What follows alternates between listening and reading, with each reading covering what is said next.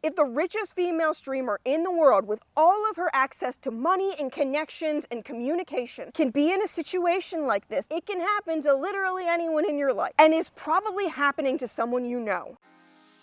Hi, my name is Erin Moriarty and welcome to my channel, where today we're going to be discussing the continuing situation between Amouranth and her controlling husband. Let me first start off by saying I have known so many smart, intelligent, talented people that were in relationships that resembled this one like Amouranth's. I myself have been in relationships like this in the past, and because of that reason and because the video clips are so distressing, I'm not going to be including any clips. I will be including links down below where you can see this stuff yourself if you want to prove it, if you think it's fake, what have you. From there, let's get into what we know.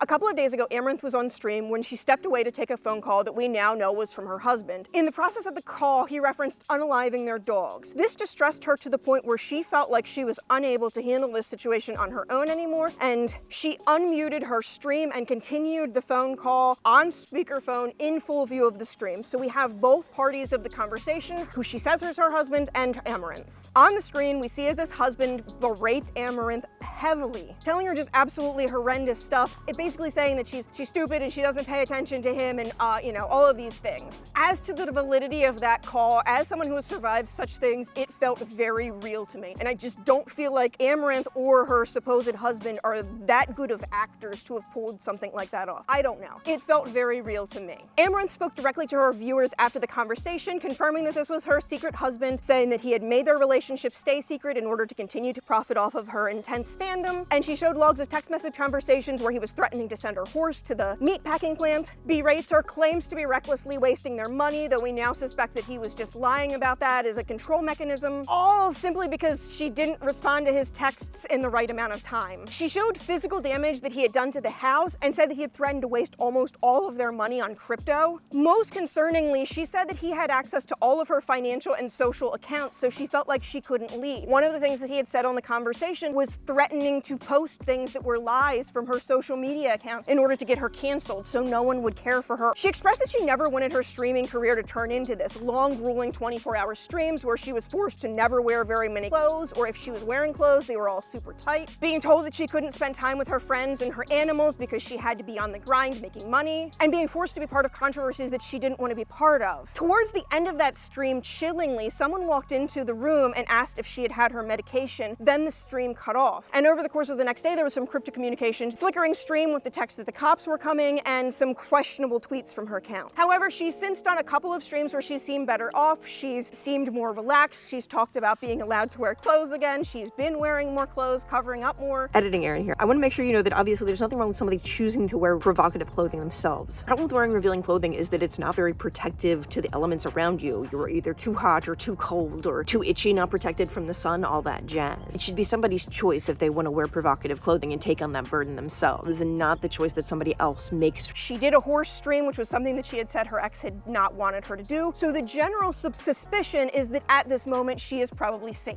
She said that she's seeking legal counsel and therapy. She has not expressly said that she is or has filed for divorce. And I wish her the best of luck in getting control of her life back and doing what she truly wants to do. In this video, I want to cover what we know, why it's important, and how things like this happen so we can avoid falling into pits like this in our own lives, and so we can help out people that are in situations like this. Because more people, especially women, are in relationships like this than we realize. Like I said, I've been in relationships like this. A lot of my really high achieving, amazing, spectacular friends have come to me and been like, I am not in control of my life when I am at my house. And this is how it happens.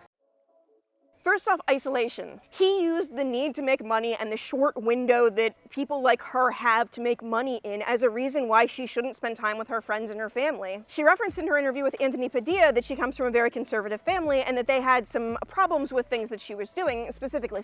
And then it wasn't until she was making like $1 million a month that her family was okay with that. And I want to make it clear, we have not had her explicitly say that her ex-husband made her do work, or it was entirely his idea, but she has inferred that the level and the degree that it went to was not her willing, or not what she would have chosen for herself. If it is something that he's been forcing her to do, she has been and is a victim in more ways than just the relationship aspect. Plus, it makes her a less sympathetic figure when things like this happen. People, quite frankly, don't care when bad things happen to because they think they deserve it. Plus, you have this scenario where she's got like this public identity of Amouranth and then the real her. Most of the people that know the real her have been peeled back away from her during the course of her relationship and her streaming career. Due to the nature of her relationship, she was forced to keep secrets with all of these new people, which gives that person the oppressive capability to say, hey, these new people in your life wouldn't like you if they knew the real you. Beyond that, one thing that I've seen a lot in these scenarios is the oppressor trying to goad you into doing things that you wouldn't ordinarily do in order to build favor with them. They'll goad you into trash talking your friends, making you think that they won't like you if you like those people, and then they'll secretly record you or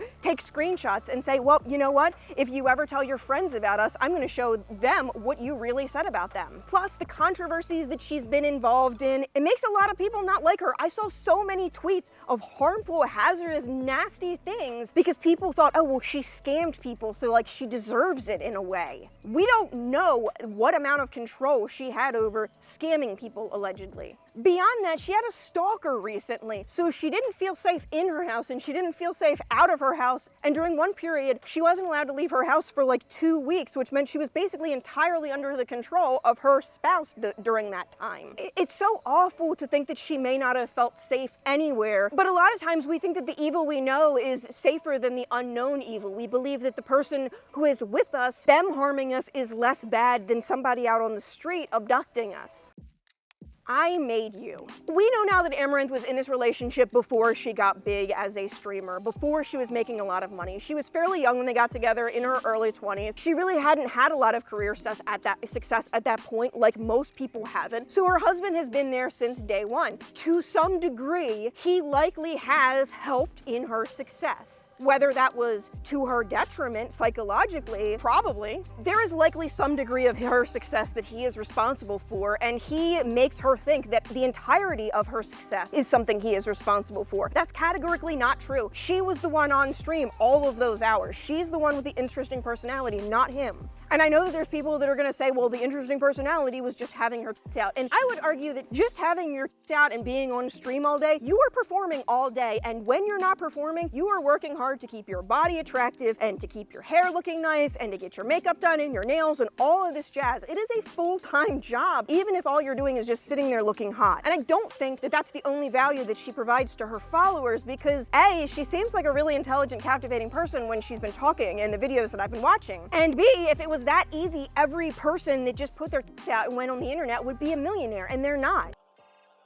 Slow escalation, frog in a pot. I can guarantee you that at the beginning of their relationship, he was not talking to her the way he was talking to her on this call. Usually the way they get you into these situations is by love bombing the heck out of you at the very beginning, being very caring, charming, doing everything they can to look out for your needs. They need to observe your likes and your dislikes, your triggers, all of those things in order to know how to best control you. And one of the ways that they can do that is just by giving you all of these good things and seeing how you respond to different triggers. Ordinarily, it's a very slow escalation of negative behavior, and the only time they will escalate is when you do something wrong. Now, I'm not saying that you did anything that you shouldn't do. I'm just saying that in the normal course of interacting with other human beings, there's miscommunications. Sometimes your preferences are different than others. And a lot of times they're super great up until the point that you're married so they can say, you made me this way. And it's not all bad all the time. You're in this scenario where there's highs and there's lows, and the highs are so great that it makes you forget about the lows. And when you're in those lows, you're just desperate to get back to those highs because they were so good. You want to get back to the way the relationship was at the very beginning. You think that was what the real relationship was. You don't realize that this person that they are now, that's who they actually are. It's nothing really to do about you most of the time. They were just pretending, being somebody else until they hoodwinked you into either moving in with them or getting pregnant or getting married.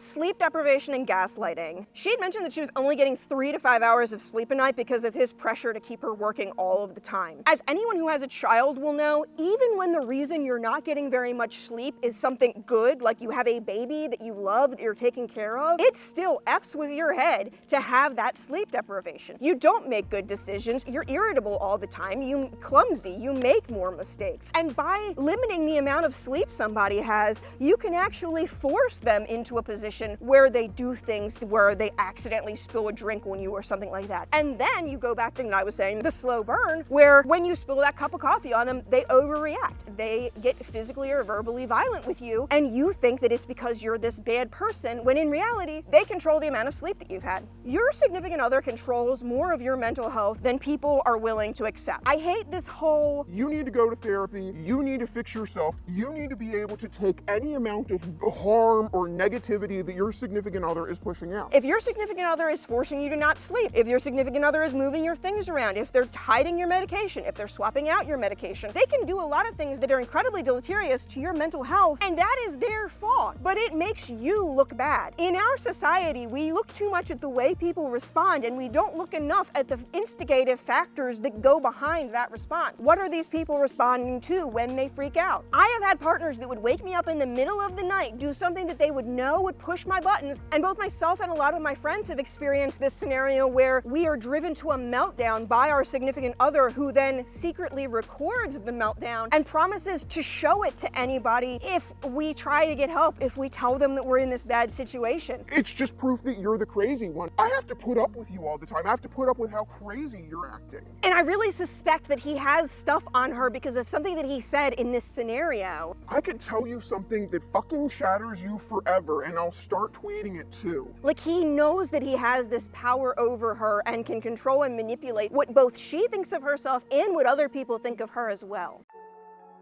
The secrecy. Forcing somebody to keep a relationship secret is one of the easiest ways to manipulate what they think about themselves and that relationship. When we are deeply immersed in a situation, we often cannot see the forest for the trees, and we are reliant on people outside of that situation to give us the perspective of, hey, you're still in a forest, my friend. I've had numerous friends that told me things that their spouses did that are intolerable. Like, I knew somebody whose spouse hit her in the ass so hard that she almost threw headlong into the oven. She was trying to get the Thanksgiving turkey out of the oven, and he almost pitched her head first in the oven. And when she told him not to do that, he got upset at her because she was taking away his right to her body, and as her husband, he should have that. This was a fairly liberal-minded woman who thought it was okay that her husband needed access to her body at all times. And it wasn't until she was talking to friends outside of the relationship that she realized how bad the situation was. Amouranth is in a situation where she can't talk about her relationship with most people that she knows, and thus she's not getting perspective on who is at fault in these situations. I think most of us have been in a situation where there's been questionable fault in an argument. We weren't sure if it was us or our significant other who was at fault, and we need perspective from our friends sometimes.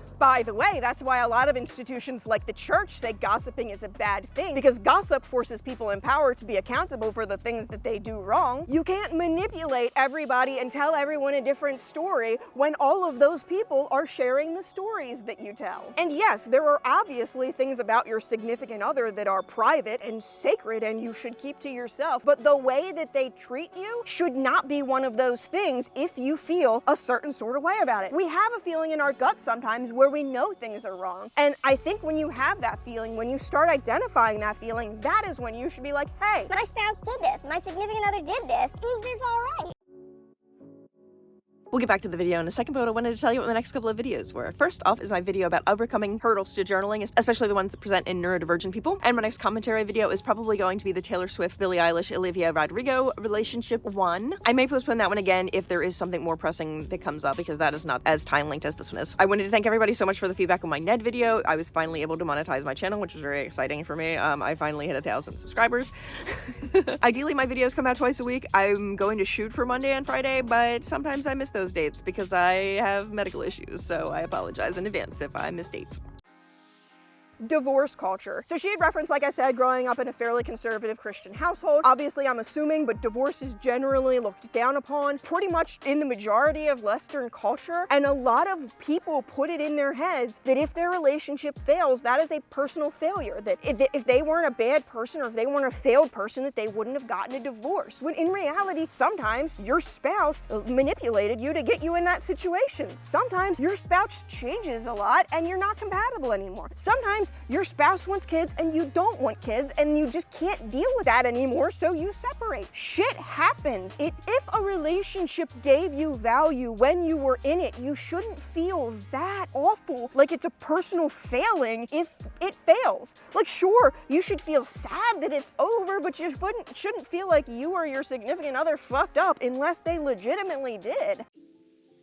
Why is it important to talk about this? If the richest female streamer in the world with all of her access to money and connections and communication can be in a situation like this, it can happen to literally anyone in your life and is probably happening to someone you know. One of the things that she pointed out was she has the ability to speak in this situation in a way that a lot of people don't have. She had referenced that she had tried to contact the police before, but then any evidence that she had gotten was either destroyed or taken from her. That is something that happens to so many people that are in that scenario. They don't have the vehicle to get that information public or to the police or to their friends and family to show how bad the problem is, and they can't speak for themselves. Ostensibly, law enforcement exists to help you, but any situation where there's humans involved, those humans can be bribed or manipulated or circumvented if money or connections exist. And a lot of people in this situation, their significant other has money or connections. Society's idea of what is and isn't acceptable in a relationship is often defined by the celebrity relationships we see and discuss. People don't want to watch videos on how you should act in a relationship, but people will watch celebrity drama videos, and this is a good way for people with life experience to say, hey, I wouldn't do it this way, or hey, this is what you need to know in this situation. Talking about this will allow other people to realize when they are in the situation, because like I said,